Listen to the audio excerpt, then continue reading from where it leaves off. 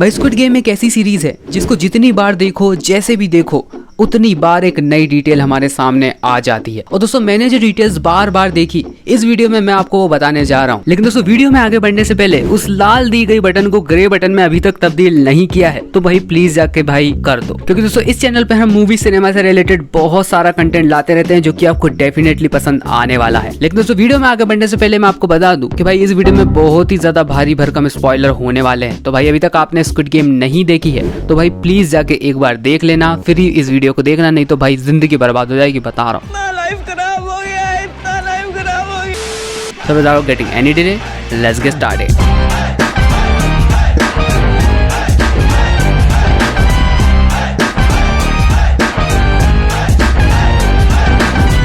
भाई squid game में doctor को कौन नहीं जानता। गेम को खेलने के दौरान जो लोग मर चुके हैं उन लोगों के ऑर्गन्स को बेचकर वो अपने लिए थोड़ा बहुत प्रॉफिट निकाल ही लेता था। लेकिन दोस्तों अकॉर्डिंग टू फ्रंटमैन उनकी नजर में ये एक बहुत बड़ा नियम का उल्लंघन था और इन्हीं सब चीजों के चलते हुए डॉक्टर को मार दिया गया और साथ ही में जितने भी लोग उसके साथ काम करते थे इस तरीके का उन सबको भाई लटका दिया था मार। तो भाई डॉक्टर का यहाँ पर ये पॉइंट बनता है कि यहाँ पर वो कितनी मेहनत कर आगे आने वाले गेम्स के बारे में जानता था और यहाँ पर चीट कर शायद वो जीत भी जाता। डॉक्टर पूरे गेम्स भर उसको पहले से ही पता रहता था कि आगे कौन सा गेम खेला जाने वाला है, क्योंकि दोस्तों कुछ एम्प्लॉयज के साथ यहाँ पर इस डॉक्टर की ये डील साइन हुई थी कि मैं तुम्हारी सर्जरी में मदद करूंगा, बदले में तुम मुझे आने वाले गेम्स के बारे में बताना कि आने वाले समय में कौन सा गेम खेला जाने वाला है। लेकिन दोस्तों अगर डॉक्टर थोड़ा भी दिमाग अपनी तरफ से लगा लेता तो भाई उसको अपनी जान से हाथ धोना नहीं पड़ता।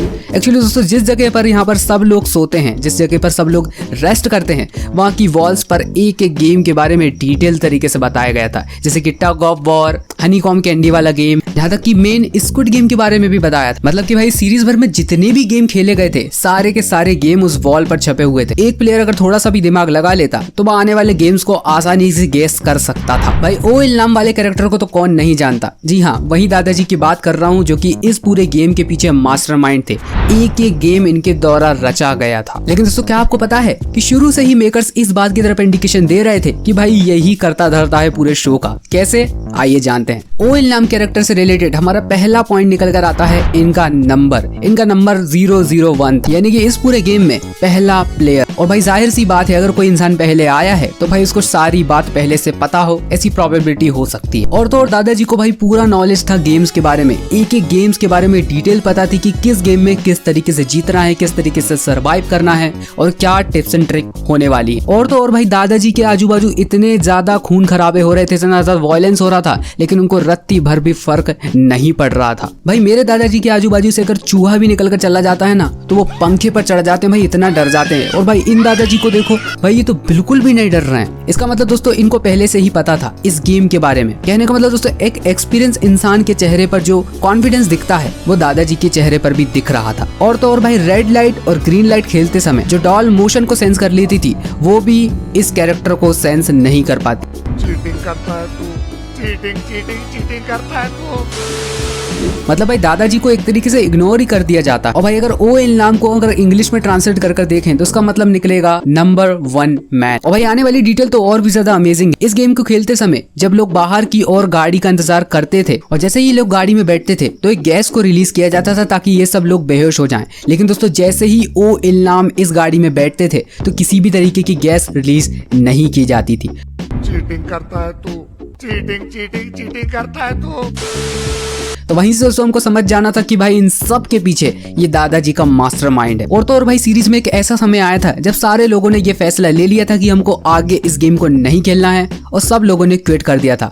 तो ओएल नामी यहाँ पर सोइंगी हुन के पास गया था उसको मनाने के लिए कि अब मैं ये गेम खेलने जा। और यहीं से दोस्तों सोइंगी हुन को भी प्रोत्साहन मिला कि मुझे भी ये गेम खेलना चाहिए। सोइंगी हुन अपनी बेटी के बर्थडे के दिन यहाँ पर एक बच्चे की मदद से एक ब्लैक बॉक्स जीतता है। और शायद दोस्तों आपने एक बात बिल्कुल भी नोटिस नहीं की कि सोइंगी हुन जो गिफ्ट जीतता है और यहाँ पर जो कॉफिन्स का कलर है वो सेम है, ब्लैक। और तो और भाई सोइंगी हुन जब उस बॉक्स को खोलता है तो यहाँ पर उसे एक टॉय गन मिलती है। और यहाँ पर दोस्तों एक डिटेल हमको बहुत ही सही मिलती है कि आने वाले समय में बहुत ज्यादा वायलेंस होने वाला था पूरे शो में। उस ब्लैक बॉक्स में गन निकलने का मतलब यही था कि आने वाले समय में बहुत ज्यादा वायलेंस देखने को मिलने वाला। अब दोस्तों हर कैरेक्टर को किस तरीके से इंट्रोड्यूस किया जाता है ये डिटेल उस बारे में है। जोंग डियोक्सू को एक नाइफ के द्वारा इंट्रोड्यूस किया जाता है जहाँ पर वो किसी पर्सन के गले पर पर एक नाइफ लगा रही हैं और आखिरकार भाई उनकी मौत हुई भी वैसे ही थी, एक नाइफ के कारण। सांगू के कैरेक्टर को एक बाथ टब में इंट्रोड्यूस किया जाता है जहाँ पर उनका सूट पूरे तरीके से गीला हो चुका है और यहाँ पर सांगू की डेथ जब होती है तो उनका सूट भी गीला ही होता है। अब यहाँ पर दोस्तों जोंग देओक्सू की डेथ को भी हम प्रेडिक्ट कर सकते थे पहले से ही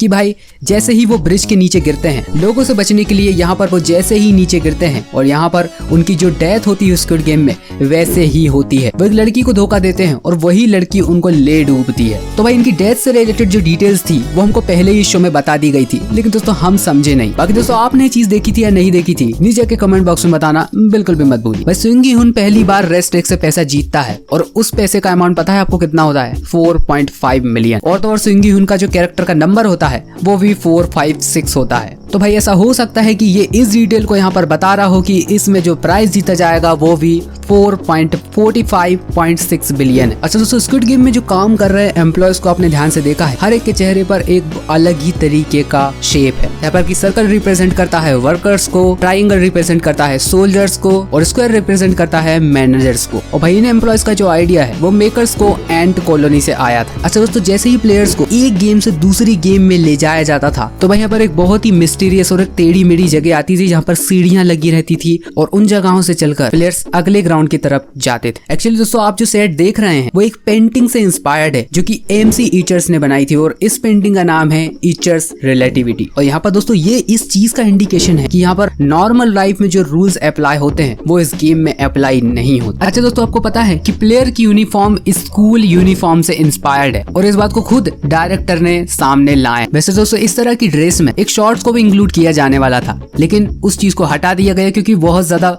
वायलेंस भी होने वाला था आगे जाकर इस शो में। और यहाँ पर दोस्तों इससे भी इंटरेस्टिंग डिटेल ये है, यहाँ पर ग्रीन कलर का अपोजिट होता है रेड कलर और वही यूनिफॉर्म थी एम्प्लॉयज की। ये इस चीज को दर्शाता है कि यहाँ पर एक अपोजिट साइड में दो लोग खड़े हुए हैं, एक साइड यहाँ पर प्लेयर्स हैं तो दूसरी साइड वर्कर्स। अच्छा दोस्तों क्या आपको मालूम है कि स्क्विड गेम की जब अनाउंसमेंट हुई थी, कहने का मतलब दोस्तों जब एक ऑफिशियल अनाउंसमेंट की गई थी स्क्विड गेम को नेटफ्लिक्स पर लाने से पहले, तो भाई स्क्विड गेम का पहले नाम होने वाला था राउंड 6 क्योंकि दोस्तों इस पूरे गेम में 6 गेम खेले जाते हैं, 6 डेडली गेम्स खेले जाते हैं। और यहाँ पर दोस्तों राउंड 6 एक बहुत ही ज्यादा बोरिंग नेम लगा तो यहाँ पर क्रिएटर ने इसको चेंज कर स्क्विड गेम रख दिया जो कि यकीन मानिए बहुत ही ज्यादा इंटरेस्टिंग नाम लगा और इस नाम से लोगों ने इस सीरीज को और भी ज्यादा देखा। अच्छा दोस्तों स्क्विड गेम जैसी सीरीज को जब हम देखते हैं तो भाई हमको ऐसा लगता है कि इसमें भर भर कर VFX यूज किया गया होगा, लेकिन दोस्तों एक्चुअल में ऐसा नहीं है। बहुत हद तक भाई प्रैक्टिकल VFX का यूज किया गया है। कहने का मतलब भाई बड़े बड़े सेट्स लगाए गए हैं। वो जो डॉल ऑफ फर्स्ट राउंड में देखते हैं एक्चुअल में भाई उसको सच में बनाया गया था। बहुत ही कम विजुअल इफेक्ट्स का यूज किया गया है इस पूरी सीरीज में। अच्छा दोस्तों क्या आपको पता है हॉन डोंग यूंग के दिमाग में ये जो स्क्रिप्ट थी वो सन 2008 से थी, लेकिन दोस्तों कुछ फाइनेंशियल प्रॉब्लम के चलते हुए ये स्क्रिप्ट सही हाथों तक नहीं पहुंच पा रही थी। डोंग यांग हुन का लैपटॉप भी बिक गया था कुछ फाइनेंशियल प्रॉब्लम के चलते हुए। लेकिन दोस्तों भले ही स्क्विड गेम को स्क्रीन पर आने में पूरे 13 साल लग गए, लेकिन भले ही यहाँ पर ये सीरीज लेट आई लेकिन यकीन मानिए भाई